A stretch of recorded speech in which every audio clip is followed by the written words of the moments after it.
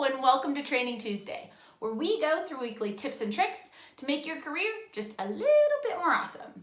Now, this week, my tip is inspired by when I went this past Sunday to go see one of my good friends give a TED Talk on the Boulder TEDx stage. Now, Katie is one of my closest friends since we've moved to Colorado, and getting to see her up there was amazing. She is so passionate about the work she does, and that's probably something that I love the most about her. She is really involved in women's health and is getting her master's in public health from Harvard this fall, and she started her own podcast, which I've actually guested on, called the Femtastic Podcast. She is amazing. But as I sat in the audience and watched her, all I could think about was how overwhelmed I was with joy for all of the people that, I've brought into my life since I've been in Colorado. And Katie is a perfect example because as I watched her, I, could not help but think about how inspired I was by the fact that she cared so much about the work that she does.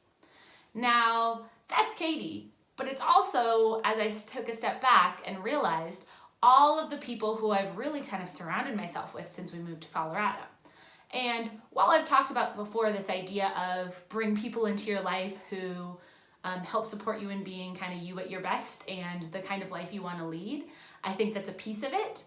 But the other thing I wanted to share was the common thread between every single person who I've kept around me since we've moved here is every single one of them really gives a shit, right? And so it's all of these people who care so much about the work that they do.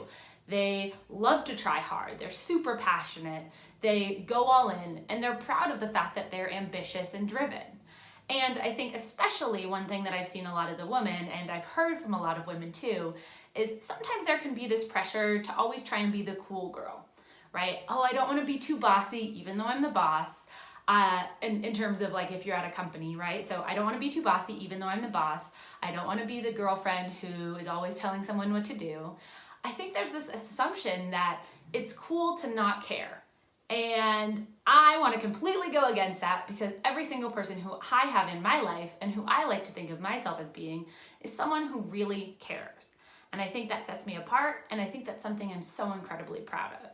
And so that is my tip to you this week. If there's been something you've been putting off doing because you're worried about how it's going to make you look, but it's something you want to do, go all in.